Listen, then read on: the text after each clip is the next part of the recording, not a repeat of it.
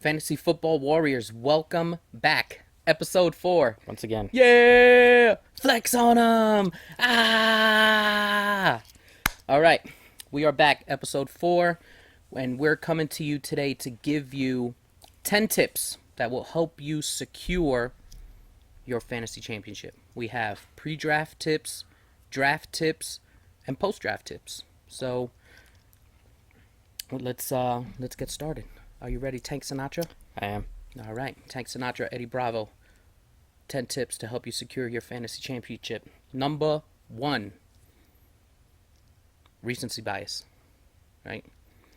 Do not live in the past, okay? I know that this game is played based off last year's performances. You take that, you look into your crystal ball for future projections, but do not live in the past. Do not allow recency bias to stop you from drafting players. Last year was last year, Yep. right? There is no player in the NFL that is more prone to injuries than any other. They all have a 50-50 shot of going out there and getting hurt. Some do get hurt more than others. I realize that. But really, they all go out there healthy for the year for the most part, and they all have the same chances of getting hurt, right? And the reason I say that is not to say that there are not quote unquote injury prone players out there, because there are.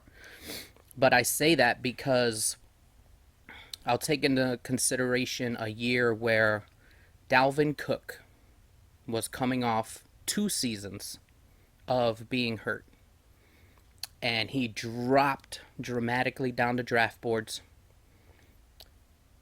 No one wanted to draft him because he just had that that label on him, that injury prone label on him.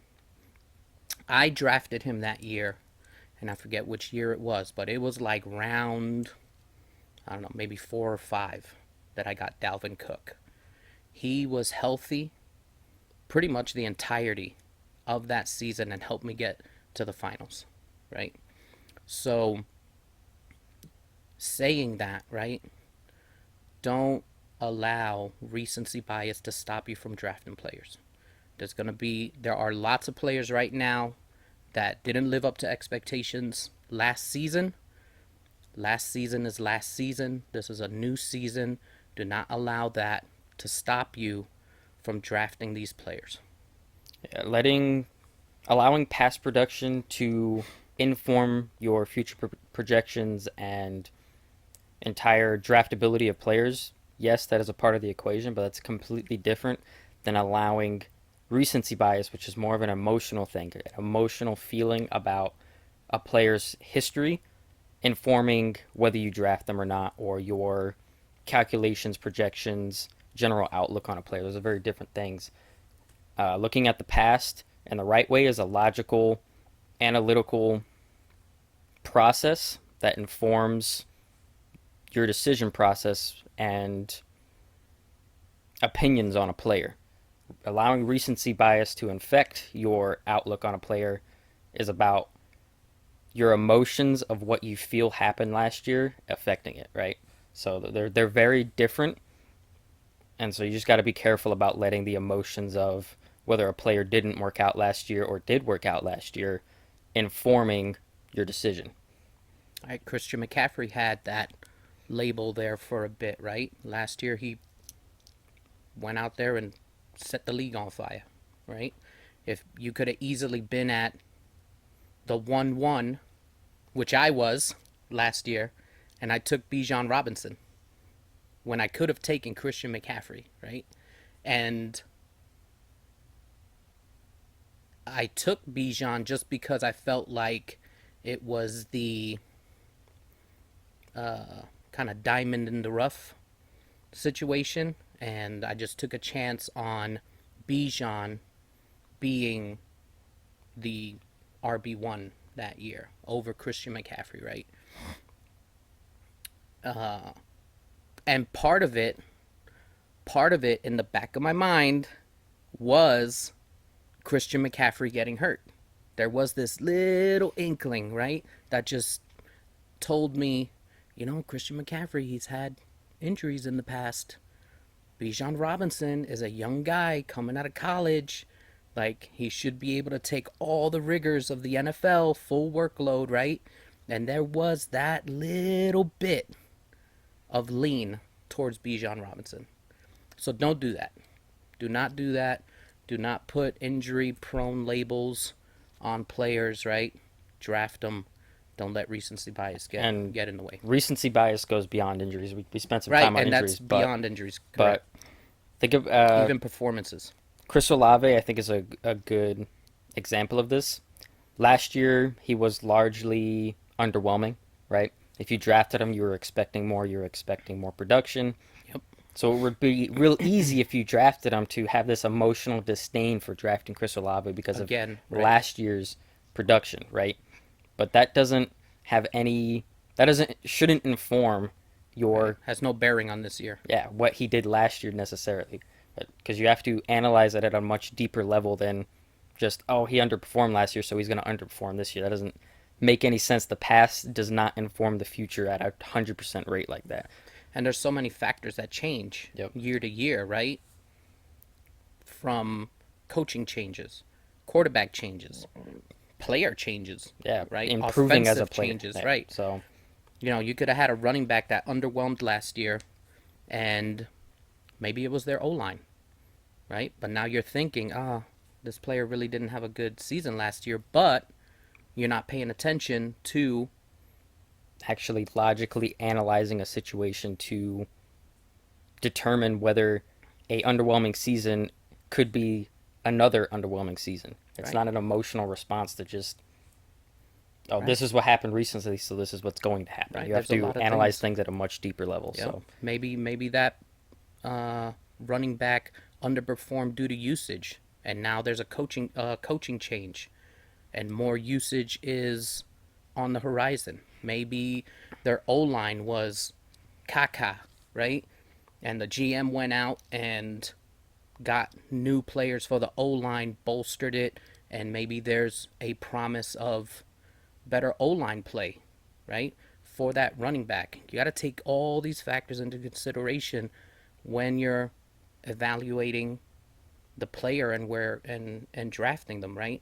One last year, it does not correlate to this year, not in a super like impactful way. Some of it goes into it, but leave last year alone. This year's this year. Make it a fresh start, and don't allow recency biases like that, whether it's due to performance or injury, stop you from drafting your players. Okay, that was one. Number two, we got tier-based drafting. So it's very common to draft based off of just rankings, this an order of okay, this is my player one, player two, player three, or RB1, RB2, RB3, et cetera, right? But I think in the most cases that limits you because now you are basing your entire draft strategy off of players you like versus don't like. But at the end of the day, for the most part, like the difference between your wide receiver one versus your wide receiver two is negligible. And then like if you in another tier, we'll get to that in a second. Like your wide receiver 17 versus your 18 might be super close, and so making these discernments based on players is just suboptimal drafting because you need to be drafting based on tiers. So what that means is players are going to be lumped into certain tiers. You're going to have tier 1, tier 2, tier 3, right? As an example, tier one running backs this year: McCaffrey, Brees Hall, Bijan. That's tier one. After that, everyone goes into the next tier. Right? But you might have your own tiers. Like Yeah. I would probably consider Christian McCaffrey to be tier 1. He is in a tier of his own above all the other running backs, and then it's Brees Hall and Bijan in tier 2. I think that's a much more comfortable. Accurate. Yeah. I'm just going off consensus. Yeah. Like that's the So those players are pretty much interchangeable. So grabbing either one of them is not going to derail your draft. So And this really matters once you start getting into the middle rounds where you have to start making decisions on opportunity cost, whether you're going to take a running back, a receiver, or this player. And so it's best to analyze that based on tiers. So, for example, the difference, I think just in yesterday's mock draft video, we did something like that, or in the first one. You might have a set of wide receivers. Let's say it's Cooper Kupp, Malik Neighbors, Nico Collins. Let's say you have those players kind of in the same tier, but then you have a running back, let's say Devon Achane, still on the board, who you consider to be the last of the tier 3 running backs.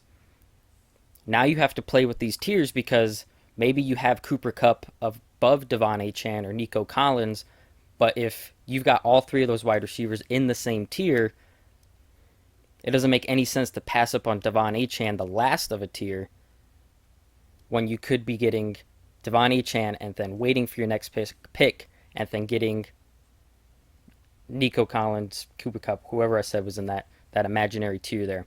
So the point is, draft on tiers, not on players, because that's going to help you build a much more well-rounded draft and not make you sacrifice so much in the process of drafting players. Right. According to Fantasy Pros, let's just take tier 3, right? Debo, Mike Evans, Marvin Harrison Jr., Brandon Ayuk, Nico Collins, Drake London, Chris Olave. Right. Right? That's tier 3 for wide receivers.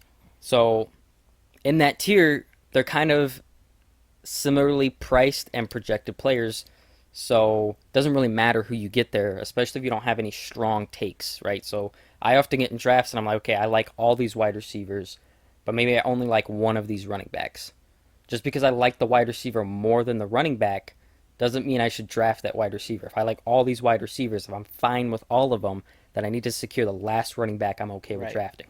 Tier 2 running backs, according to Fantasy Pros. Johnny Taylor, Derrick Henry, Jahmyr Gibbs, Saquon Barkley, Kyron Williams. Okay, so let's say you get to round 2. Derrick Henry is the last person there Of that in tier that 2. tier where that entire tier 2 of wide receivers is still there. That tier 3 Or tier of 3. wide receivers, right? You want to draft the last of the tier, Derrick Henry, because that's the last running back in that tier that you're okay with getting, whereas there is a surplus of wide receivers in Yes. the tier That that you're can okay give you with, similar production. that you can wait on to get the best value within the tier. Because that's what you want to do too in drafts, is use the tiers to make sure you're getting the best value. Because drafting the first of a tier is less valuable than drafting the last of a tier. If they're projected so similarly that they're in the same tier, you want to get the best value in that tier. So drafting Derrick Henry in this example The last is of his tier, right? the best value that anyone got on that tier 2 of running backs. So now you play, okay, I'm okay with this entire tier of wide receivers. Let me get the best value.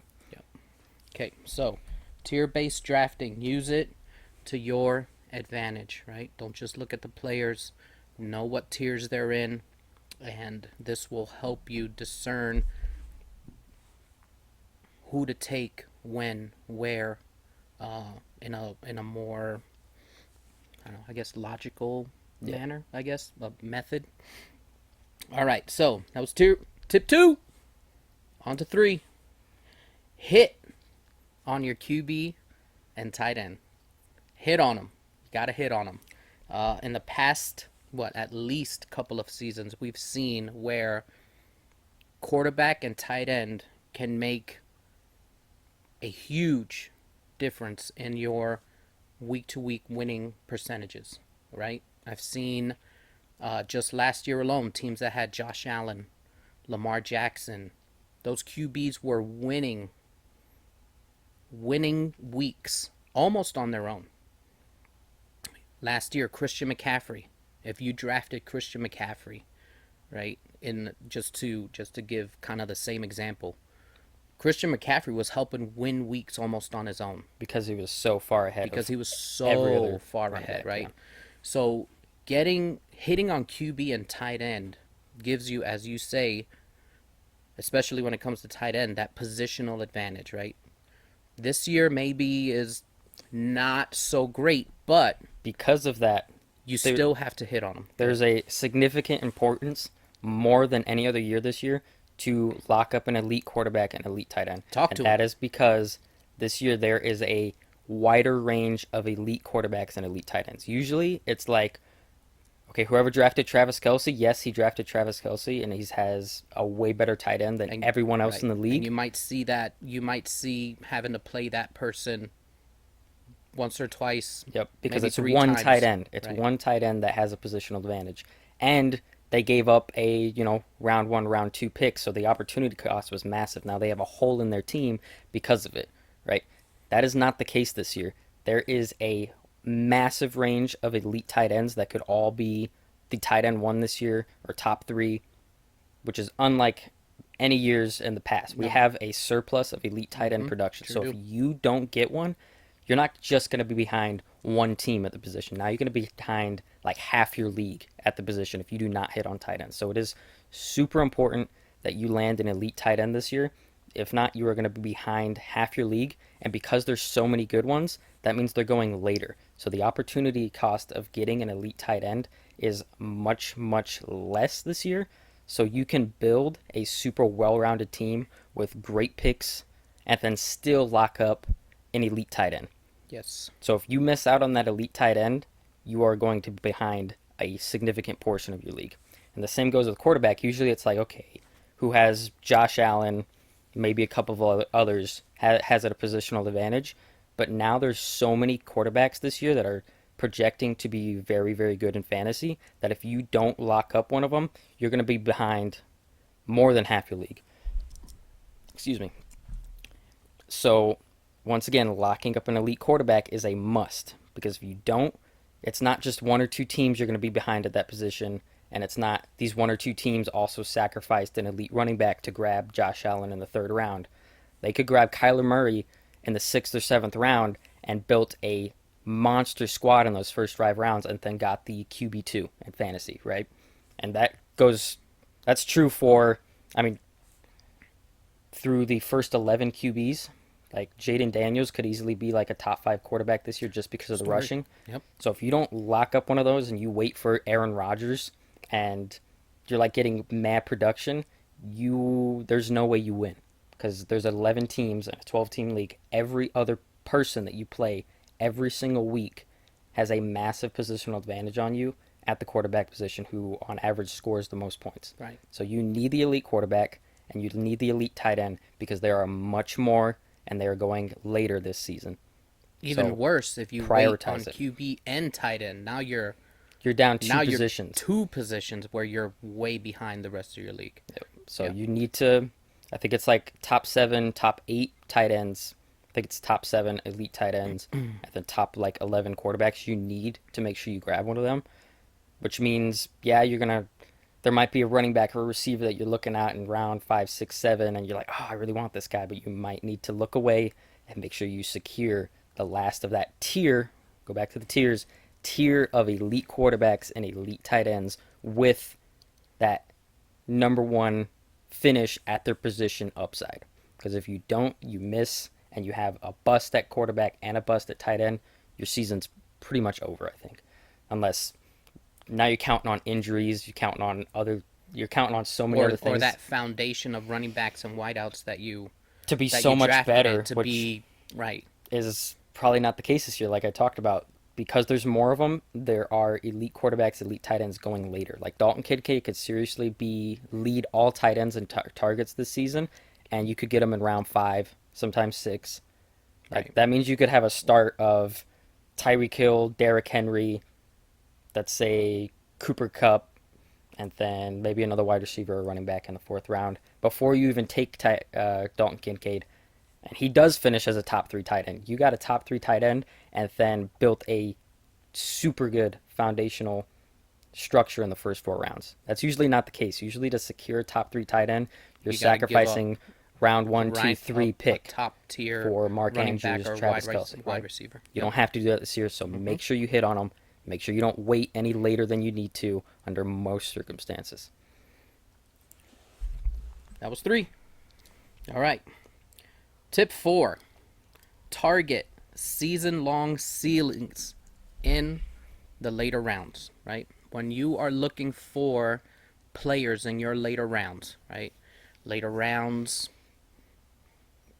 I think the what late round are rounds we? start Where round are we 9 or talking about? 10. About 9 and on. Yeah.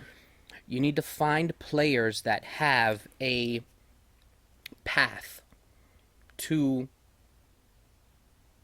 a ceiling or a starting position, Yep. right? Startable A production. a real path, not a 3 guys need to get injured and the quarterback needs to die. right, Like, right. And the stadium needs to be painted pink, yeah. right? The they have to have a clear path, right? And what I mean by that is let's talk handcuffs, right? Let's talk about Tyler Algier, right?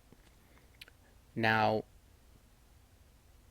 if Bijan goes down, let's just say, They miss a significant time for or whatever reason. right, Tyler Algier has the potential to be your RB1 in It's a lineup lock. You're starting him every right. week You are over. starting Tyler Algier, right? Period, point blank. The reason why, because he's already shown that he can take the workload. He can be He's productive. already shown that he can be productive when given the volume.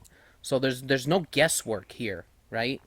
And Because it doesn't always work out that way. Sometimes handcuffs, sometimes backups are backups for a reason, and they are not going to give you the production of their starter that you lost under no circumstances. But Tyler Algier has already shown it.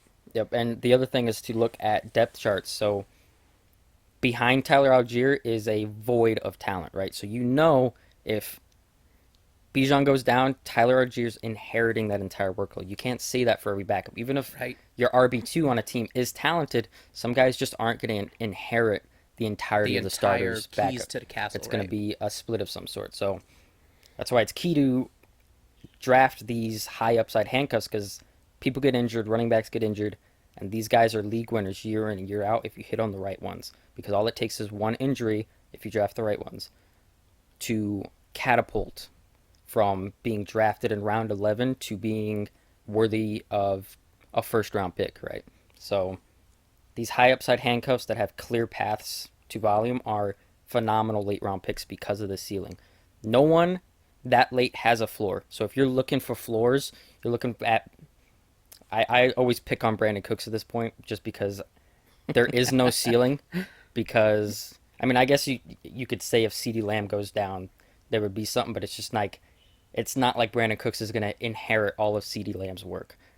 He's someone who's going to get you 9, 10 points. Yeah, Maybe his has a target share spike. may go up, but he's not. He's probably not going to take over that entire CeeDee Lamb role. Yeah, and most weeks it's going to be this floor, but that's not startable production. It's a you hold your nose and like, oh, this stinks. I got to start him. That's not guys you want to be drafting late round. You want the ceiling.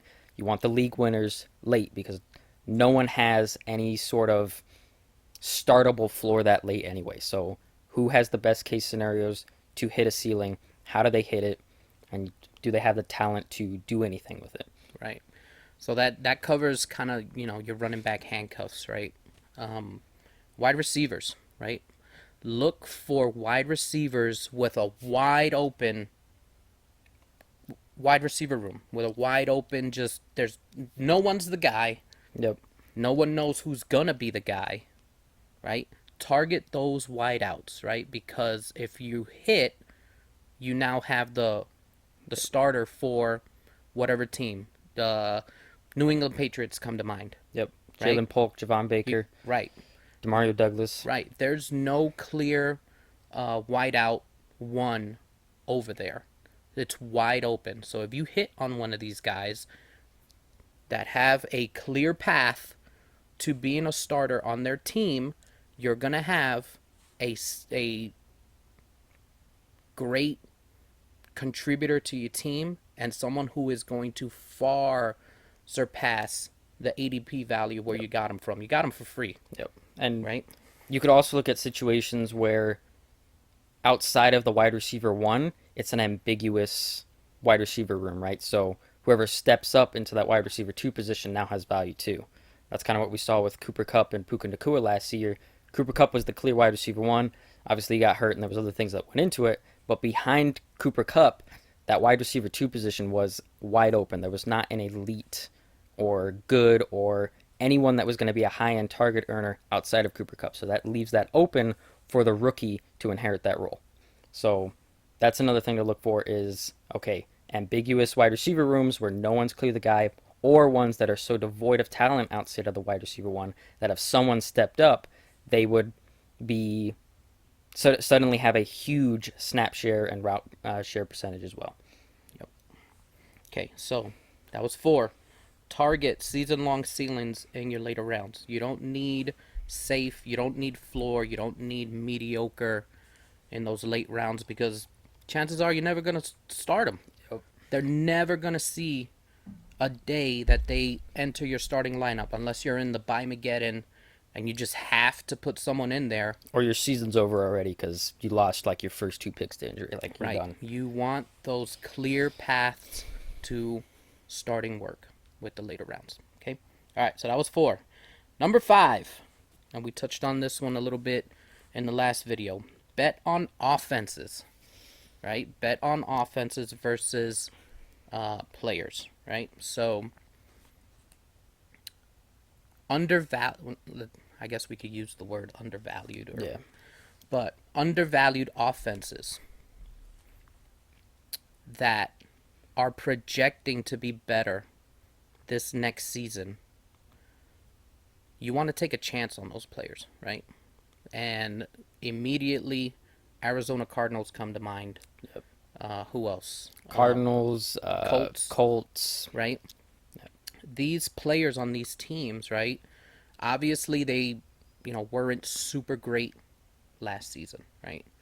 And because of that, even though they had good players there, they were limited just because of their offense, right? And they have depressed ADPs because of that. Right.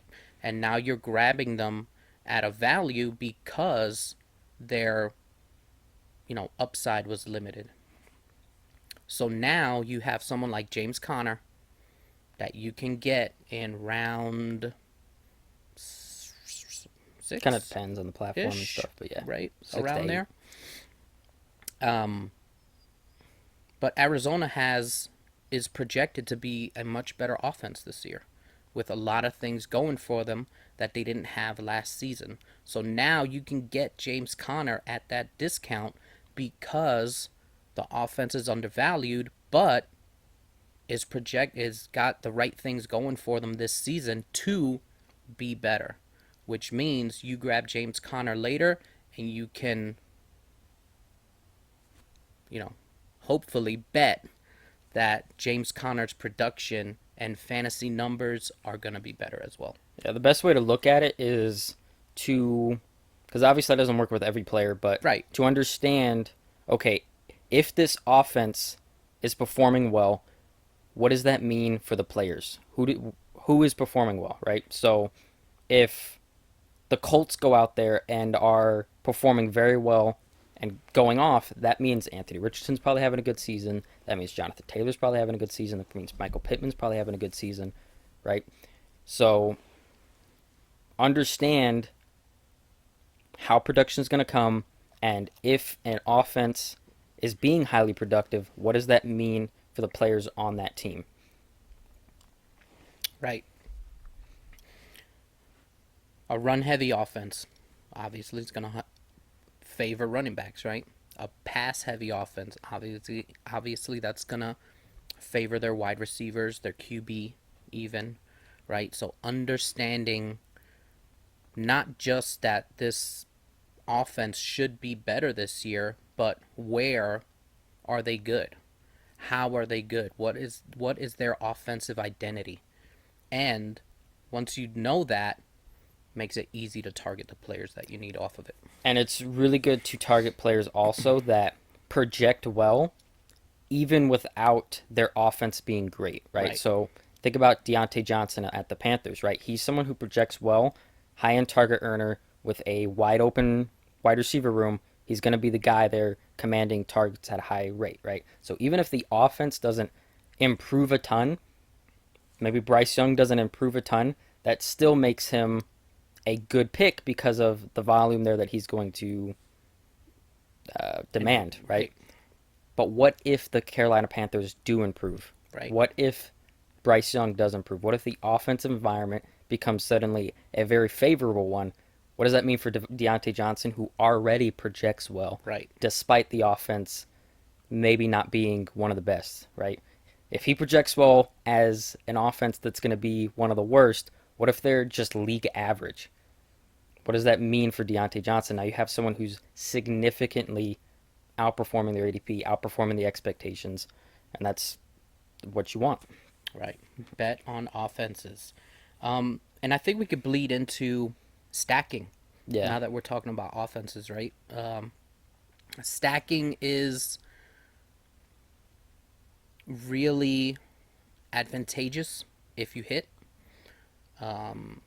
And it doesn't always have to be quarterback, wide receiver. It could be, in some instances, quarterback, tight end, right? We've Yep. seen Patrick Mahomes, Travis Kelce stack be very, very, very advantageous in past years. This year, we can look towards Josh Allen and maybe Dalton Kincaid, Yep. right? We have Kyler Murray coming back with a brand new weapon and Marvin Harrison Jr., right? Stacking can be advantageous if you hit and if you bet on some of these offenses. It does open you up to a little more risk at times if it doesn't hit, right? But you go home, you go big or go home, right? But so the best way, this goes back into understanding how production comes, right? So Absolutely. if Dalton That's why I Kincaid, kind of segued into that for you. if Dalton Kincaid is having a really strong season, chances are Josh Allen's having a really strong season. If Kyler Murray is having a really strong season, chances are Marvin Harrison's having a really strong season, right?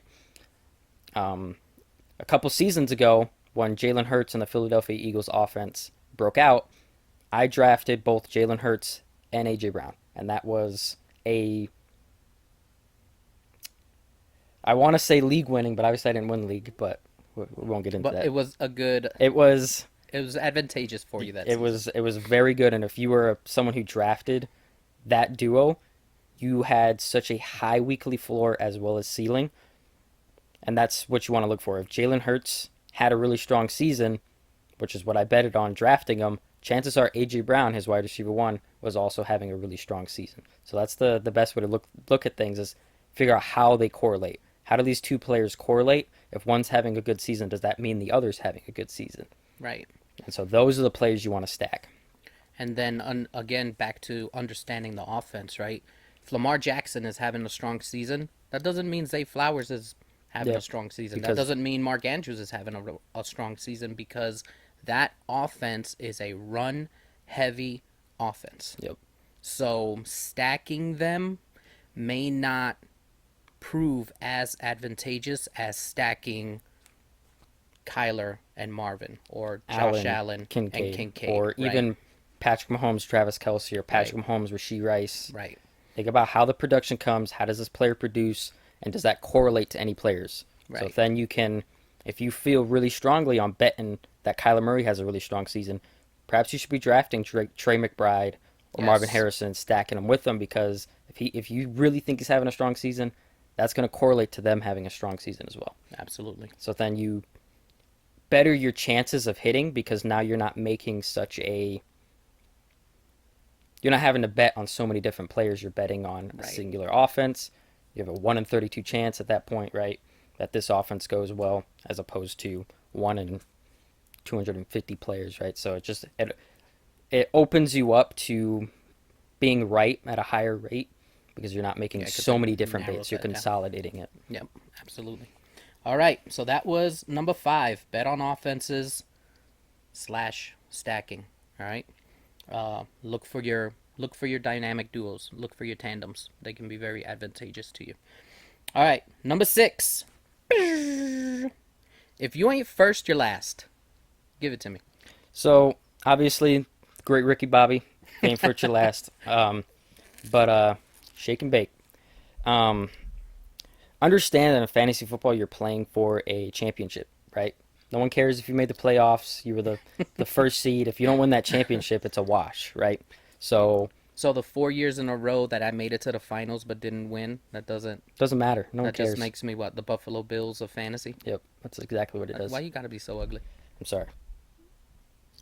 Um, so, and basically what we're saying here is that you need to be shooting for league winners. You need to be shooting for upside. So don't draft so risk averse that you're locking down your team to such a narrow range of outcomes, right?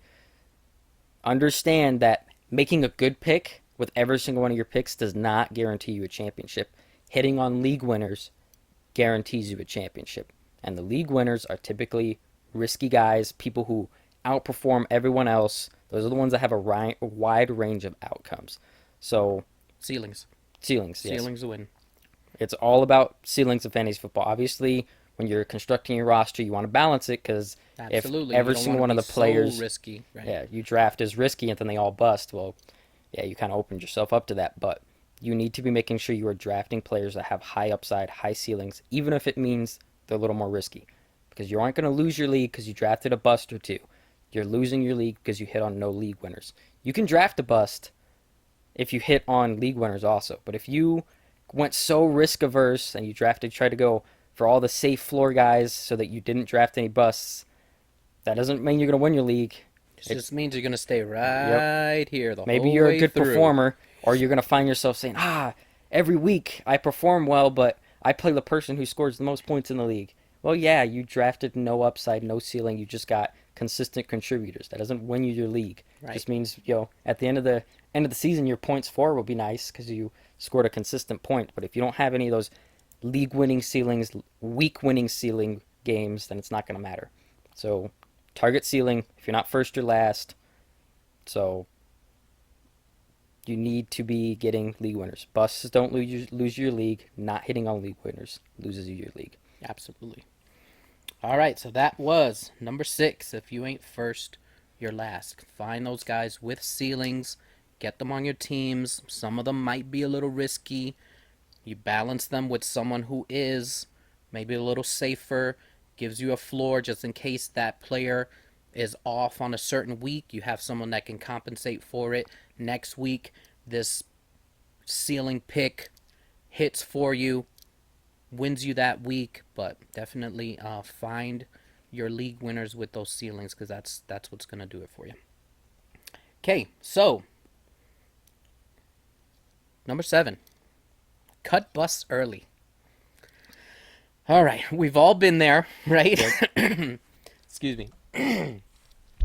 We've all been there. We hit our draft. We draft. We feel like we have the winning draft right then and there, right? These are the players that are going to win me my season. I'm not even going to have to do any lineup changes. I'm starting these guys every week and they're all so beautiful that they're going to win me my championship, right? Wrong. Wrong.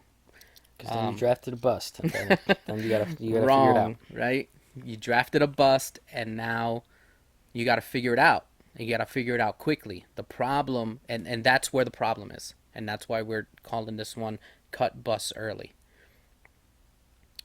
You still have this hope that this player's going to turn it around. And they can. I'm not saying that they won't. They can't. They might start the season off slow and then pick up. They might have a few crappy games to start the season and then they finally get into the flow and give you what you're looking for.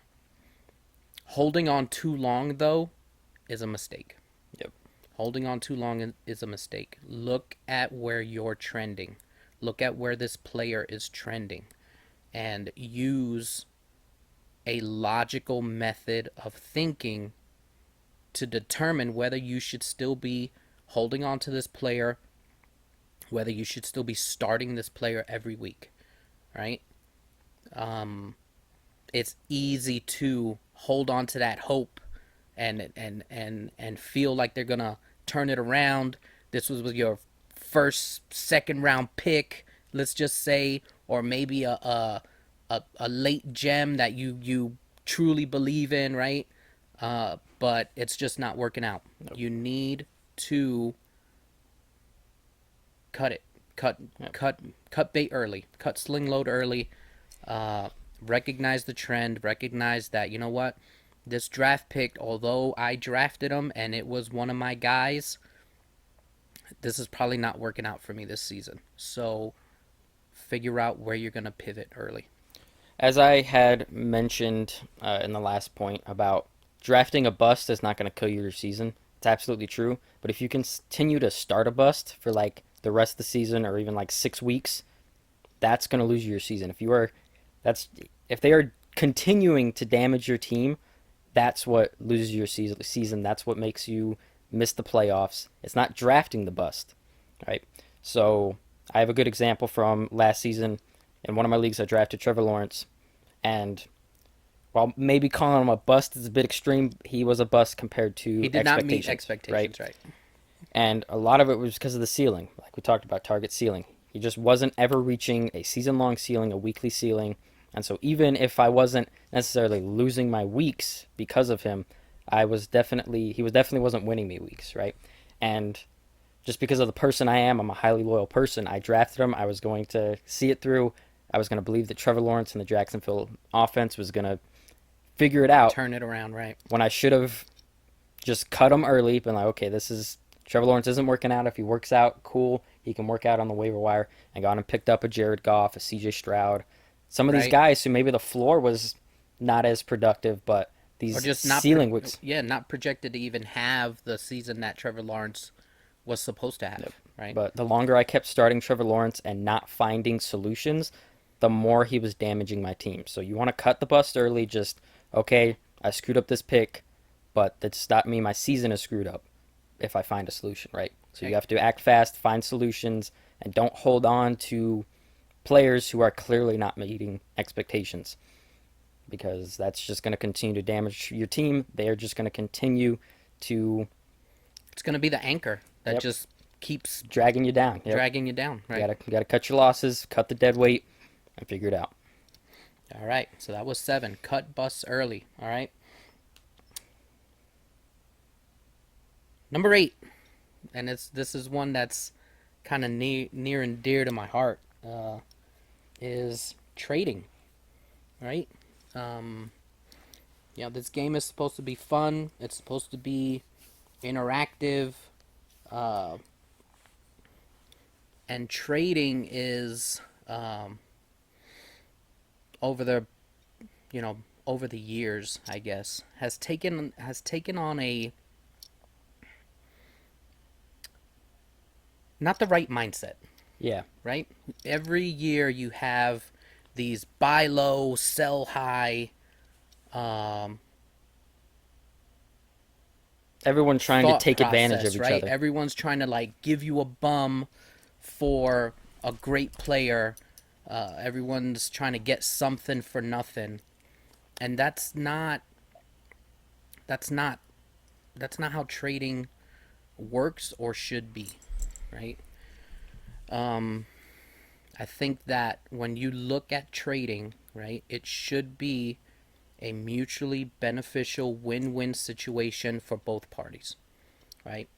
And whether that means that I have a position that I need filled, you have a position that you need filled, and we swap players to mutually benefit each other, okay, great, right?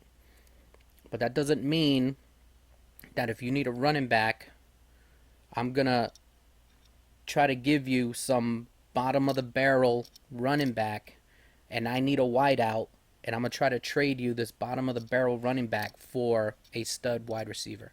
Yeah, That's not how it works. No one's going to take those trades, right? You have to find that happy medium in terms of negotiation and value and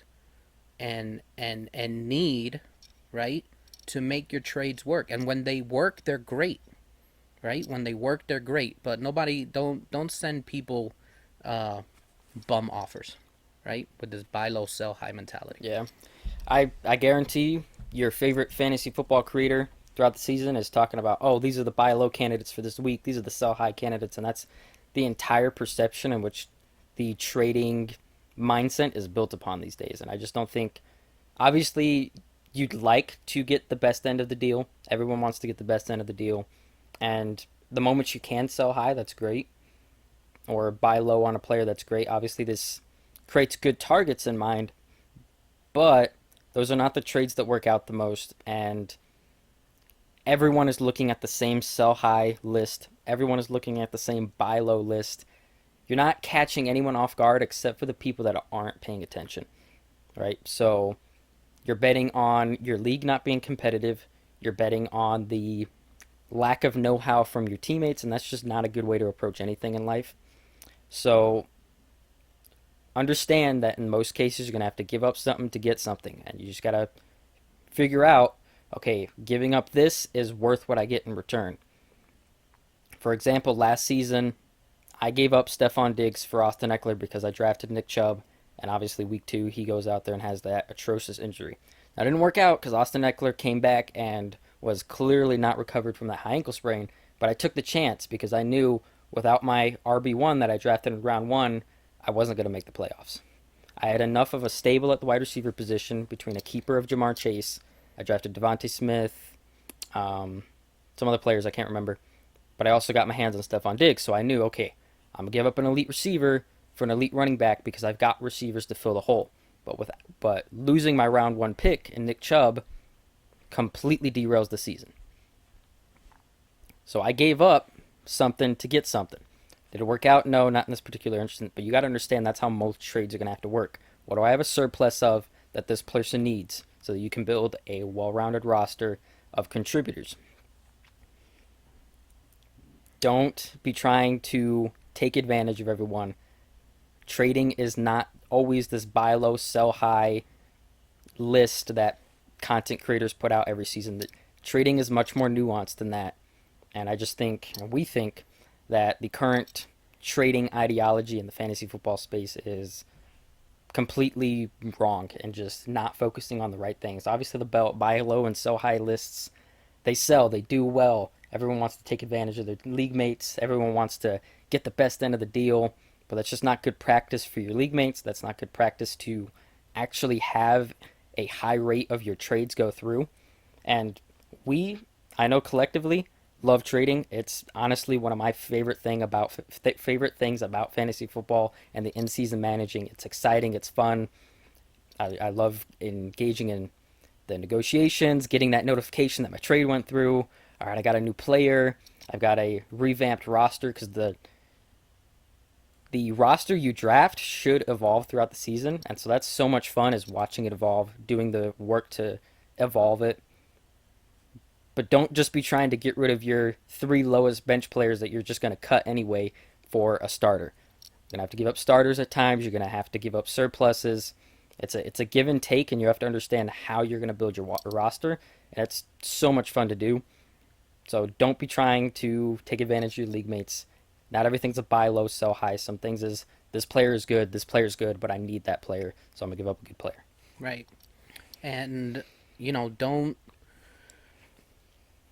if you're going to make a trade offer, find out what your trade partner needs. Right? Don't try to force feed him something that they don't need for something that you need, right?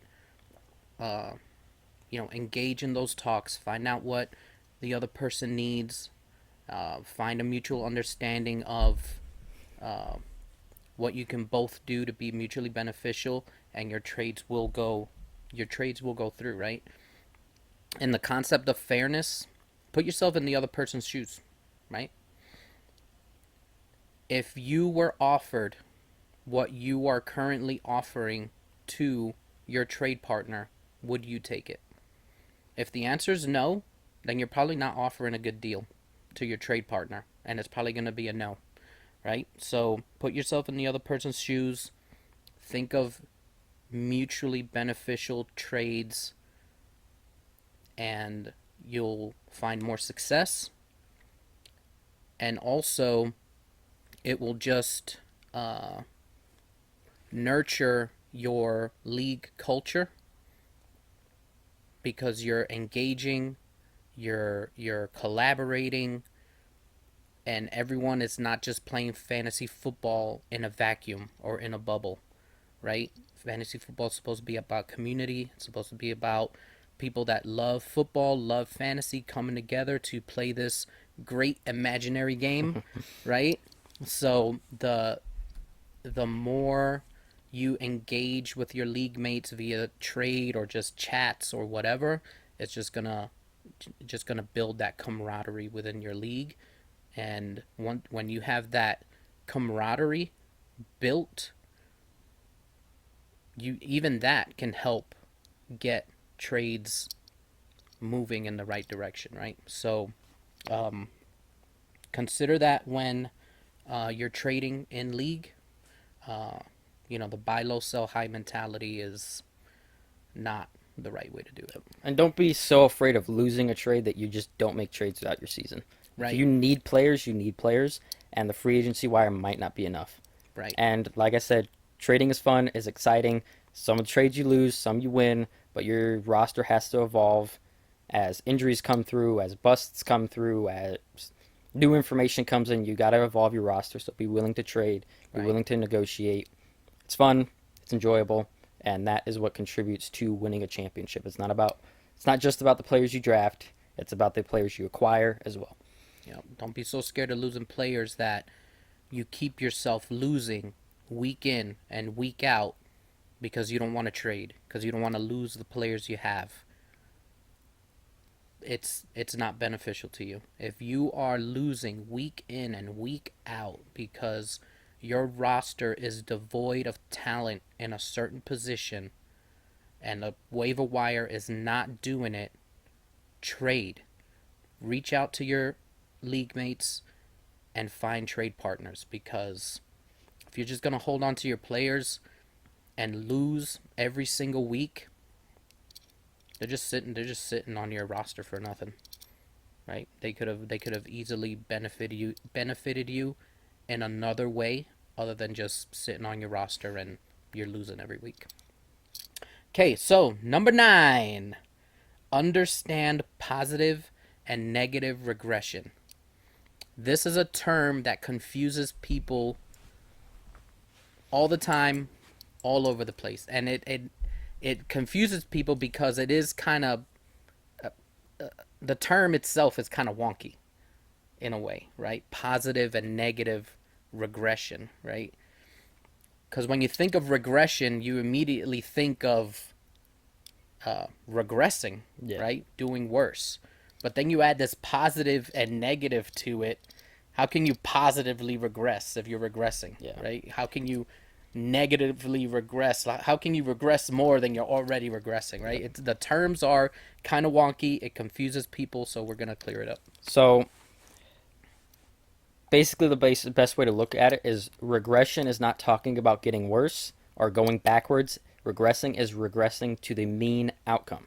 That is all it means. So Now, when we say mean, the average outcome, the law of averages. your average, right? That is what we're looking at. Player, right? What is their average or mean outcome? Yep. Right. And as we talked about in our first episode, and we'll talk about, I'm sure, a bunch, because it's vital to understand, fantasy football is all about playing probabilities, averages, mean outcomes, all those things. And so understanding what a player's mean outcome is really, really important. So the best way to look at this is, for example, touchdown luck, right? Touchdowns are one of the most fluky things in fantasy football, but there are still probabilities you can look at. So let's say player A scored 15 touchdowns. 15 touchdowns, on average, players with their amount of goal line carries based on the league average of the touchdown rate would have only scored 9. The mean outcome the next season is that touchdown number regresses. There's negative regression that happens there. It regresses to the mean because it always gets dragged down to the mean when you're looking at anything. The mean outcome is the average outcome because it's the most likely outcome to occur time and time again. So everything, the outliers, everything regresses to an extent to the mean outcome. Now, positive regression means in that situation, player A scored 4 touchdowns Yeah, 4. when the average outcome for their circumstances was 10. Okay, they significantly underperformed based on the league average. Next season, with a similar role, if we're projecting a similar role, the average outcome is he gets dragged closer to that mean, and he has closer to 10 touchdowns. So that means you're positively regressing to the mean outcome. Now, positive regression means in that situation, player A scored 4 touchdowns when the average outcome for their circumstances was 10. Okay, they significantly underperformed based on the league average. Next season, with a similar role, if we're projecting a similar role, the average outcome is he gets dragged closer to that mean, and he has closer to 10 touchdowns. So that means you're positively regressing which means you're probably in store for a better season with 6 extra touchdowns or so, right? So Right. understanding this is just as much about recency bias, not informing your decision making, right? Just because someone had horrible touchdown luck and because of that their season sucked, well, the emotional thing is, oh, they suck, I can't draft them. Okay, but let me look at the positive regression here. They massively underperformed compared to what the league average, the mean outcome would be based on his usage. Chances are he has a much better season if he positively regresses. Right. So another good way to look at it is underperforming. If you underperform, you you are going to see positive regression to the mean. On most, yeah, on the Right. most likely It, outcome. by the logic, the thought process, right? Yep. The Law of averages, all that theory of stuff. it, law of averages. If you overperform, then you're probably going to see a negative regression to the mean, Yep. to the average, right? So underperforming, the theory, law of averages is you're going to see positive regression. Overperforming, again, the theory, law of averages is that you're going to see negative progression the following year to the mean. So do not, right. So, yeah, so as far as recency biases and performance, if you have a player that's underperformed last season, again, that was last season. This is this season. Understanding that this player should see positive regression is a good logical thought process to draft the player again if he's there Yeah. available for you, right? Don't shy away from it. Understand negative and positive regression. All right, that was 9, right? Number 10, don't panic. Don't panic. As Aaron Rodgers said, relax. RELAX. Right? He was on the podium that one time and Green Bay was like having a crummy start and he told everyone to relax. RELAX. Don't panic, right? Your team may get off to a slow start. That doesn't mean you blow it up in week 1. Get rid of your players, start hitting the waiver wire, look for trades in your first week because your team didn't perform well, Yeah. or you had players that didn't perform well.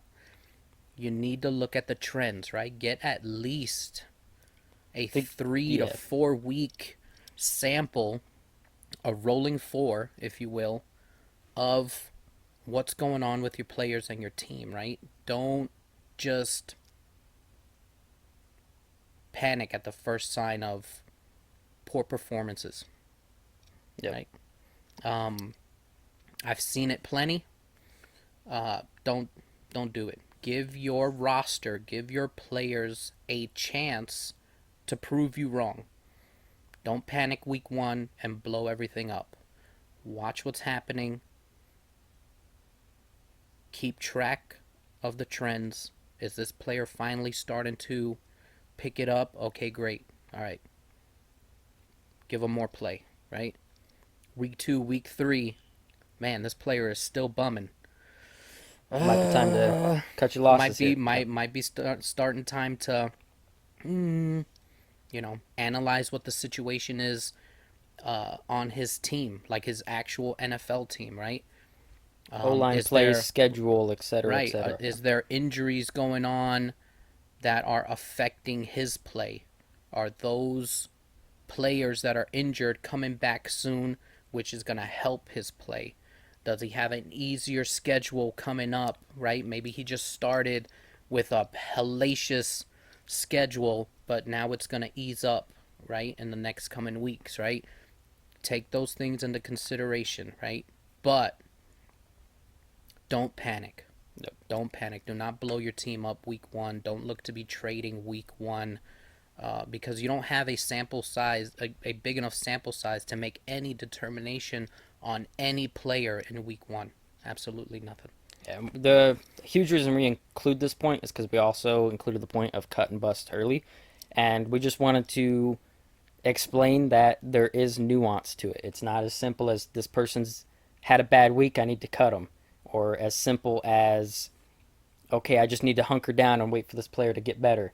There is a lot of nuance when you're analyzing players, their trends, their direction, and so you have to take in all the data that you can to determine okay, this player is turning into a bust, I need to move on, or okay, there is reason to believe and a good chance, we're playing probabilities once again, it is more than probable that this player begins to improve over time. All right, so there's your 10 tips. We had a mix of pre-draft, draft, post-draft, and we hope that you got something out of it. As always, this is Tank Sinatra, the Tank Sinatra, Eddie Bravo. We're signing off here. As always, Like, comment, subscribe, yeah. comment, subscribe. Like if you got something out of this video, subscribe if you'd like more. Comment down below with anything that you feel is worthy of a comment. We'd love to hear your feedback, your input. Once again, fantasy football is all about community, so that's what this channel is all about is community, helping one another and having an open discussion. Right. And I think the last thing I'll, as maybe a PS, if you will, or a caveat to the top 10, have fun, right? Have fun. This game is about having fun, rooting for your players. It's exciting when you have more players than just your home team to root for every week, right? So have fun. Have fun, have fun, have fun. So we're going to sign off. As always, this is the Fantasy Football Warriors. Tell us about your upcoming rivalries in your league. What are the battles that you're looking forward to? Leave it in the comments. We would love to get into that discussion. And that's it. Signing out.